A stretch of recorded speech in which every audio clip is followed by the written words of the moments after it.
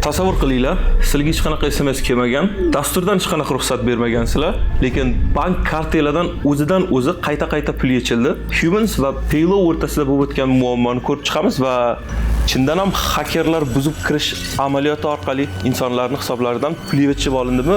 Bu haqida gaplashamiz. Mavzu 2025-yil 4-dekabrda boshlandi. Humans ilovasiga ulangan kartalardan avtomatik pul yechib olish boshlandi. O'qiganlarimga qaraganda ikki fazali hujum amalga oshirilgan. Birinchi faza 4-dekabrda boshlangan. Bu fazada avtomatik pul yechib olinish amaliyoti Paylow tizimi orqali aniqlashtirilgan va Humans API bloklangan, ya'ni hech qanaqa tranzaksiya amalga oshira olmaydi. Faqat bundan oldin shu narsani tushunib olishimiz kerak. Humans Paylowdan qanaqa qilib foydalanadi? Buni Paynet misolida juda chiroyli tushunishinglar mumkin. Masalan, bizda Paynet shoxobchalari bor, to'g'rimi? Sizlar borasizlar, ulardan pul to'laysizlar, to'g'rimi? Lekin bu Paynet shoxobchalari asosiy Paynet tizimiga bog'langan, to'g'rimi? Ya'ni Paynetni ruxsatsiz to'lov amalga oshira olmaydi va Humans bilan Paylowning aloqalari shunaqa. Humans agent hisoblanadi. Ya'ni men qanaqadir to'lov tizimi amalga oshirish uchun, qanaqadir to'lov tizimi dasturi ustida ishlashim uchun API ruxsatlari olishim kerak, tranzaksiyalar amalga oshirish uchun, sizni kartangizga pul jo'natish uchun. Va aynan shu servis Paylow. Shartnoma 2025-yilning 10-aprelda imzolangan, ya'ni Humans Paylowning xizmatlarini rasman foydalanishni boshlagan. Endi mavzuga qaytamiz. 4-8-dekabr kunlari oralig'ida bo'lib o'tgan hacking amaliyotida Humans Paylowni ayblaydi va Paylow Humansni ayblaydi. Va Humans bayonotida shunaqa deyiladi: 2025-yil 4-8-dekabr oralig'ida foydalanuvchilarning bir qismi ikki to'lqinli firibgarlikka uchradi. Pul o'tkazmalari hech kim Humans ilovasiga kirib pul tashlamagan yoki bir martalik tasdiqlash kodisiz, hech qanaqa SMS siz amalga oshirilgan. So'rovlarning hammasi to'g'ridan-to'g'ri Paylowga jo'natilgan, server orqali jo'natilgan va juda qiziq qismga yaqinlashyapmiz. Paylowning bayonotiga ko'ra 6-dekabr kuni Humans tomonidan shubhali tranzaksiyalar sezilgandan keyin bloklangan va Humans bu blokni qayta yechishni so'ragan, ya'ni fraudni oldi olindi. Hujum to'xtatildi, yana aktivlashtirmani degan va bu yoqda shu narsa ishladi. Diqqat bilan e'tibor qilinglar. Xavf aniqlandi. Bunga biz detection yoki detect deymiz va suspend amalga oshirildi, to'xtatildi. Bu mexanizm shunchaki amalga oshirilayotgan narsa emas.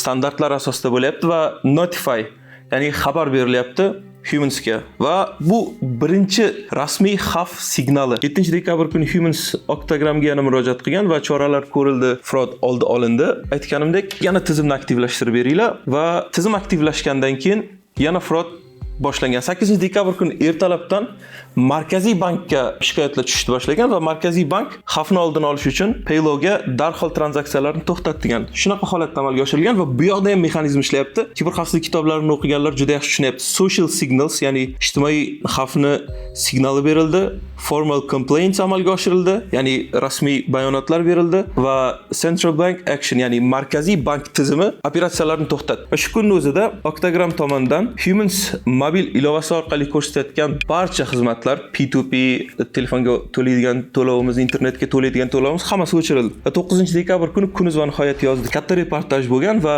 shunaqa sarlavhalar bilan Humans ilovasiga ulangan kartalardan ommaviy ravishda OTP siz mablag' yechildi va bu juda qiziq. OTP siz yechildi. OTP ni tushunishga harakat qilamiz. OTP one time password, ya'ni sizlarni user ekanligingizni telefon raqamingiz orqali aniqlashtirish va xavfsizlikni ta'minlash uchun sizlarga jo'natiladigan kod. Va bu kodni kiritmaguningizcha to'lov amalga oshira olmaysizlar.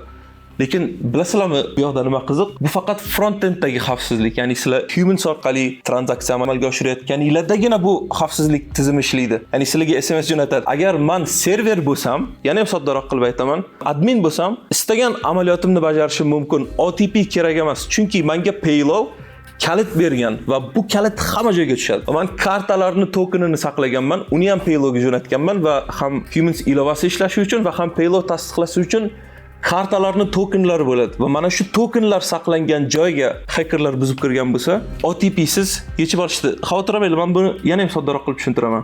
Va screenshotlarda shunaqa narsalar ko'rdim men. Tranzaksiyalar bir xil summada takrorlangan. 1.200.000 va 4.900 so'm. 5.24.950 so'm. 24.950 so'm yoki 4.950 so'm nima ekan deb boshim qotdi va matematikam yaxshi bo'lgani uchun ChatGPT dan so'radim, 0.49% olingan. Ya'ni ham insonlarning kartasidan pul olingan va ham foiz ham ulardan olingan. Tushunyapsizlarmi nima bo'layotgan? Ya'ni men foydalanuvchi sifatida P2P qilyapman, chunki mendan foiz olyapti. 5 million kesmayapti. Ajoyib narsa. Ayrim jabrlanuvchilarda 5 million, 12 million yechib olingan va bularning hammasi tungi soatlarda amalga oshirilgan. Ya'ni hech kim vahima qila olmaydi, hamma uxlayapti. Va ommaviy axborot vositalari orqali Markaziy bank bayonot bilan chiqdi.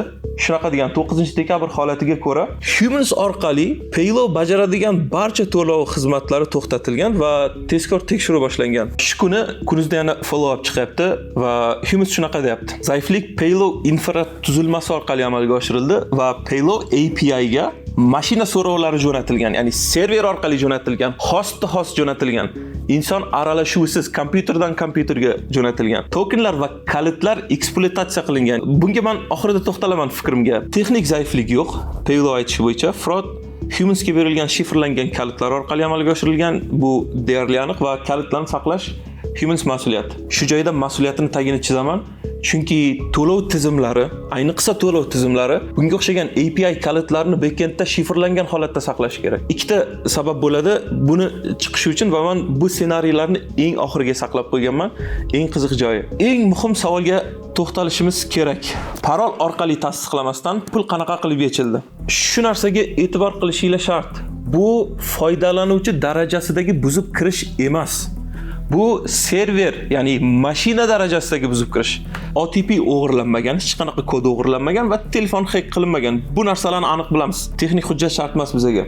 Va o'ylashim bo'yicha shunaqa narsa bo'lgan. Hujumchi Paylow API dan, ya'ni Humansga berilgan kalitni qo'liga kiritgan. Bu yoqda Humansning mas'uliyati bu kalitni ushlash, to'g'rimi? Va bu orada hech qanaqa ruxsatsiz men kartadan pul yechishim uchun kartani tokenlari ham kerak. Endi bu eng qiziq qismi va men flowni tugatish uchun qo'shimcha tarzda foydalanuvchini bank kartasiga keyingi so'rov jo'natirishini ham aytib o'tsam yetarli. Qanaqa qilib OTP siz yechildi? OTP siz pul yechish ruxsati backendda nima uchun kiritilgan? Ya'ni ular ahmoq emas-ku, to'g'rimi? Nima uchun bunga o'xshagan tizim qo'shishadi? Bu foydalanuvchi qulayligi uchun, bu tabiiy hol. Masalan, Uzum tezkor orqali yoki Yandex Go yoki Yandex orqali taom buyurtma qilganingizda har doim OTP kiritmaysizlar. Kartalarni bir marta to'laysizlar va davomiy tarzda ishlatasizlar. Va bu doimiy qolish uchun berilgan ruxsat deyiladi. Agar hakerlar buzib kirgan bo'lsa, aynan shu imkoniyatdan foydalanishyapti. Diqqat bilan e'tibor qilinglar.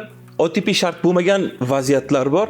Agar server tomonidan buzib kirilgan bo'lmagan taqdirda ham. Taxmin qilayotgan ssenariylarga to'xtalishga harakat qilaman va men taxminiy 4 ta ssenariyim bor. Shu 4 tadan bittasi orqali bu buzib kirish amaliyoti bajarilgan. Inglizchada aytaman, API key compromise, ya'ni API kaliti orqali buzib kirish. API ni o'zi nima ekanligini tushuntirib beraman, juda sodda qilib. API atamasi Application Programming Interface ni qisqartmasi, ya'ni dasturni dasturlash interfeysi, yuzasi, ko'rinishi tarjimasida. Buni yana ham sodda qilib tushuntiraman. Biz restorandan buyurtma qilishimiz kerak, taom olib kelishimiz kerak, lekin restoranga, oshxonaga kirib to'g'ridan-to'g'ri oshpazga "Davay, men ovqatimni pishir" demaymiz, to'g'rimi? Stolga o'tirganimizdan keyin ofitsiantni chaqiramiz va ofitsiant bizani shef bilan o'rtamizdagi vosita. Men ofitsiantga aytaman, ofitsiant boradi, shefga aytadi. Shef ofitsiantga aytadi, ofitsiant keladi, menga aytadi. Tushunarli? O'rtadagi ofitsiant API. Sizlar ko'rib turgan user interface bilan bog'laydigan o'rtadagi xavfsizlik mexanizmi API deyiladi. Va bunga chuqur kirib o'tirmayman, chunki tushunib olgan bo'lsanglar yetarli.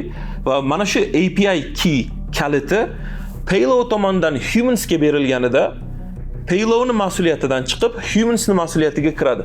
Uni xavfsizligini Humans ta'minlash kerak. U orqali qilinadigan tranzaksiyalarni, u orqali qilinadigan amaliyotlarni va uni saqlash ham Humansning zimmasida, mas'uliyatida. Bu, ya'ni ochiq, buni bayonotda ham aytib o'tishgan.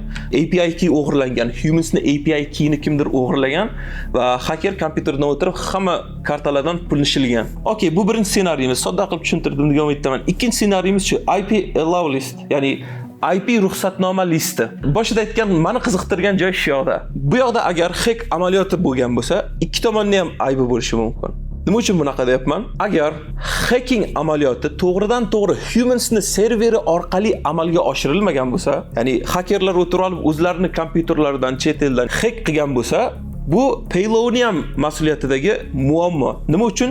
Chunki Paylow xavfsizlik qoidalariga ko'ra Humansni serverini IP adresigagina ruxsat berish kerak so'rovni amalga oshirish uchun. Esingizdan chiqmasin. Ya'ni shu adresdan kelayotgan hamma narsani qabul qil. Boshqa birorta adresdan qabul qilma. Bu shart. Nima uchun bilasizlarmi? Agar bunaqa mexanizm qo'yilmasa, Paylow'ni API tizimi internetga chiqdi degani. Internet yuzasidagi hamma hacker qiziqish bildiradi va buzib kirish amaliyotlarini bajarishi mumkin degani. Va hacker kompyuter orqasidan turib istagan amaliyotni bajarishi mumkin.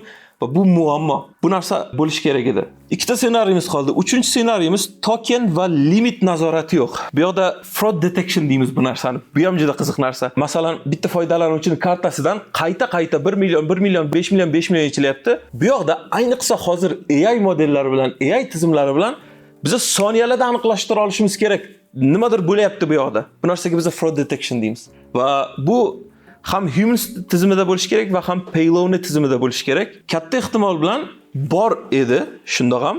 Nima uchun? Chunki Paylow birinchi buzib kirish fazasida Humansni bloklaganini aytadi va Humans qayta aloqaga chiqib fraud to'xtatildi. Yana menga dostupni ber, yana menga qayta ruxsatni ber deyilgan. Demak, Paylow'da bu qism okey, ya'ni token va limit nazorati bor. Fraud detection ishlayapti.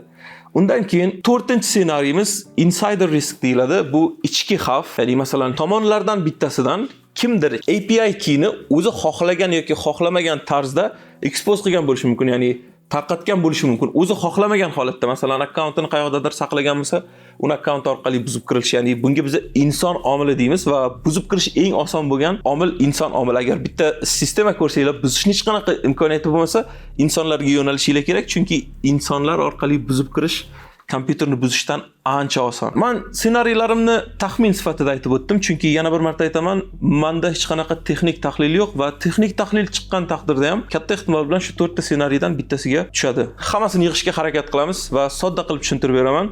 Bu user xatosi emas, bu foydalanuvchi xatosi emas. Ya'ni masalan, sizlar o'ylayotgan bo'lsanglar, men kimgadir telefonimni buzdirib qo'ydimmi yoki APK o'rnatib qo'ydimmi, bunga o'xshagan narsa o'ylayotgan bo'lsanglar, bu narsaning imkoniyati yo'q. Buzib kirish amaliyoti to'g'ridan-to'g'ri kompyuterlar orqali amalga oshirilgan. OTP so'ralmagan, kod so'ralmagan, demak, mas'uliyatimiz orqa fonda ishlayotgan xizmatda, ya'ni backendda yoki yana ham qo'polroq qilib aytaman, dasturchilarda to'lov tizimlari, pul bilan ishlaydigan bunga o'xshagan kompaniyalardagi eng katta xavf integratsiya, ya'ni xizmatni berish, xizmatni xavfsiz tarzda sotish. Masalan, Paylow API tizimini Humansga sotmasdan oldin juda qattiq xavfsizlik choralarini ko'rib chiqadi va undan keyingina xizmatni sotadi. Bu narsa fintechda juda muhim va hamkor API'lar bizga beriladigan kalitlar eng zaif joy. Chunki bu kalitlar insonda turishi mumkin va inson o'zi xohlamagan holatda masalan kodlarini qayoqqadir yuklagan vaqtda ommaga taqdim qilganda va omma uni foydalanishni boshlaganida veb-sayt orqali topib olish mumkin bo'lgan kalit va bu kalit qo'limga tushgandan keyin uyga kirishim aniq. OTP tasdiqlash mexanizmi emas, ya'ni xavfsizlik mexanizmi emas. OTP faqatgina foydalanuvchi tomonidan meni inson ekanligimni tasdiqlaydigan xavfsizlik mexanizmi. Pul o'tkazish bilan aloqasi yo'q. Backend buzilsa, yana ham soddaroq qilib aytaman, Humans yoki Paylow buzib kirilsa, OTP ishlamaydi. Chunki men administratorman, meni qo'limda eng ko'p kuch bor. Hech kimning ruxsati kerak emas. Faqat enterni bosaman va to'g'ridan-to'g'ri pul o'tkazish amaliyotlari bajariladi. Buni unutmanglar, ya'ni meni butun boshli huquqim bor. Bu butun bozor uchun signal. Bu tizim muammosi. Kiberxavfsizlik shakllanishi kerak bo'lgan narsa emas, shart bo'lgan narsa. Agar bunga o'xshagan muammolarni oldini olmoqchi bo'lsak, kiberxavfsizlik kompaniyalarning gigiyenasi bo'lishi kerak va undan keyin insonlarning gigiyenasi holatiga o'tish kerak. Endi men bu misolni yana ham ko'proq research qilishinglar uchun balki juda qiziq bitta kontent haqida aytaman. Xuddi shunga o'xshagan buzib kirish amaliyoti bajarilgan 2019-yilda Buyuk Britaniyada Tesco bankda amalga oshirilgan va 2,5 million pound o'g'irlash amaliyoti bajarilgan va hammasi hakerlar tomonidan amalga oshirilgan. Eng qiziq joyi bilasizlarmi nima? Keyslar birga bir o'xshash. Unda ham xuddi shunaqa amaliyotlar orqali pul o'g'irlangan, unda ham xuddi shunaqa javob qaytarilgan, xuddi shunaqa bank bloklangan. Eng muhimi, Tesco bank 17 million dollarga yaqin, aniq summa 16,4 million dollarga yaqin jarimaga tortildi. Katta ehtimol bilan foydalanuvchilarni hisobidan o'g'irlangan pullarni ham hammasini qaytargan. Eng muhim jihat shu. Bu hodisa to'g'ridan-to'g'ri tizimdan tizimga xavfsizlik muammosi. Inson aralashuvisiz. Agar sizlar ham fintech, startup yoki bank bo'lsanglar, bu videoni shunchaki ko'rib o'tib ketmanglar.